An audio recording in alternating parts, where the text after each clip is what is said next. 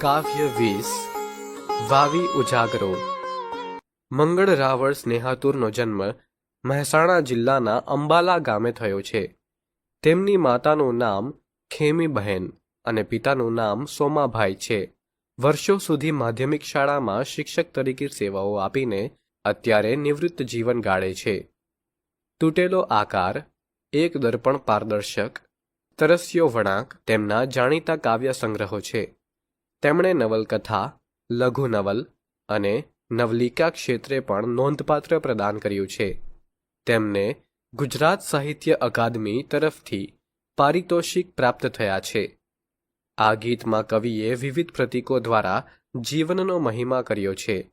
ઉજાગર વાવો કે પછી માળો બાંધવો જેવા પ્રતીકોની ધારી અસર થાય છે. ખેડૂતના જીવનમાં વરસાદનું શું મહત્વ છે એ સૌ કોઈ જાણે છે. આ ગીત વર્ષાની પ્રતીક્ષાનું પણ ગીત બની રહ્યું છે. સાથે સાથે કેટલાક તળપદા અને લોકબોલીના શબ્દો ગીતને નરવી અને ગરવી સુગંધ આપે છે.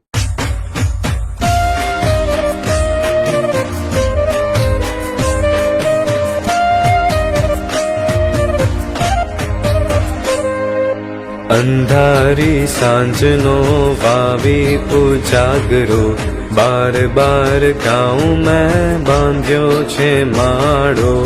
ફૂલોમાં શણગારી મખમલિયા વાયરે, તેર તેર ગાઉનો રાખ્યો છે ગાળો. આંગણામાં ગેલતી હળવી સુગંધ જોઈ, પાદર થઈ મંજરીને મોર્યું, પાદર થઈ મંજરીને મોર્યું.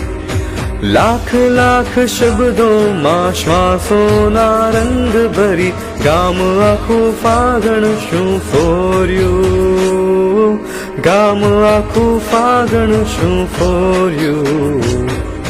જીવતરના ઝાડવાને ફૂટ્યા છે પાંદ અને ફૂટી છે લીલોડી ડાળો.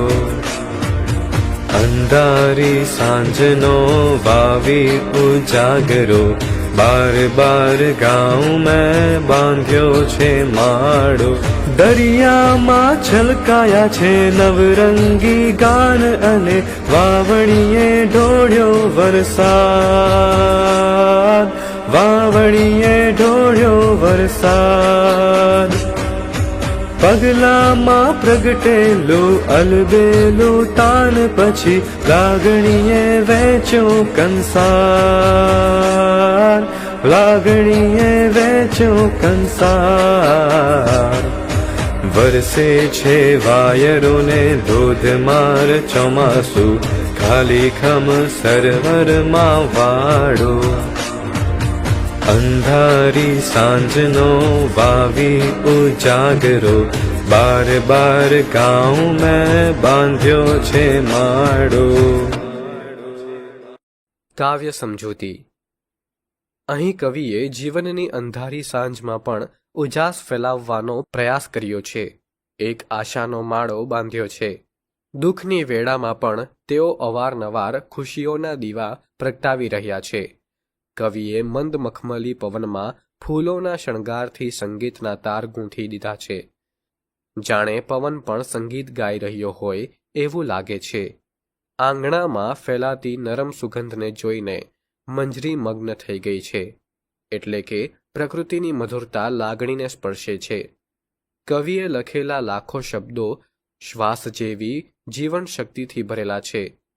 એના કારણે આખો ગામ ફાગણ જેવી ઉલ્લાસભરી ઋતુમાં ખીલી ઉઠ્યું છે. કવિ જીવનના ઝાડ જેવા અંદરથી સૂકા લાગતા દ્રષ્ટિકોણમાં નવી ઉંમરના પાંદડા આવી ગયા છે. લીલાસર ડાળી ફૂટે છે. એ માનસિક પુનર્જન્મ, નવી આશા દર્શાવે છે. દરિયાની જેમ લાગણીઓ છલકાઈ રહી છે અને તેમાં નવરંગી ગીતો વહે છે. વાવણી પછી લાગણીઓના વરસાદ જેવી ધાર વરસી રહી છે. કવિના પગલાઓમાંથી અલબેલા સંગીતના તારો જન્મે છે, જે પછી લાગણીઓનું વિતરણ થાય છે. જેમ કે કંસાર વહેંચવા જેવી અનુભૂતિ આપે છે. વાયરો એટલે કે પવન સાથે હવે ચોમાસાનો ધોધમાર વરસાદ વરસી રહ્યો છે. પણ જીવનના ખાલી સરોવરમાં એટલે કે શરીર અથવા આત્મા હવે ભાવનાઓ ભરાઈ રહી છે. આ પુનરાવૃત્તિ પૂર્વ પંક્તિથી ફરી કહે છે કે કવિ અંધકારમાં પણ પ્રકાશ, સંગીત, આશા અને સુંદરતાનો માળો બાંધવા માટે સતત પ્રયત્નશીલ છે. સારાંશ: આ કાવ્યમાં કવિ અંધારી સાંજમાં જીવનના પ્રકાશ અને ખુશીની રચના કરે છે. તેઓ ઉજાળાના માળા બાંધે છે, જે આશા અને આનંદના પ્રતીક છે. ફૂલોની સુગંધ, મખમલી વાયરો અને મંજરીના પધારવાની વાત કરી, જેમાં પ્રેમ અને શૃંગારની ભાવના વ્યક્ત થાય છે. ફાગણના રંગો, વસંતની લીલીછમ અને ચોમાસાની મેઘમાળાને દ્રશ્ય રૂપે રજૂ કરીને જીવનમાં નવા આરંભ અને લાગણીઓના પ્રવાહને દર્શાવ્યો છે. આ કાવ્ય કુદરત અને હૃદયની લાગણીઓનો સંગમ છે. જ્યાં અંધારું હોવા છતાં કવિ ભીતરના પ્રકાશથી જગતને ઉજાસથી ભરવાનું સપનું જુએ છે.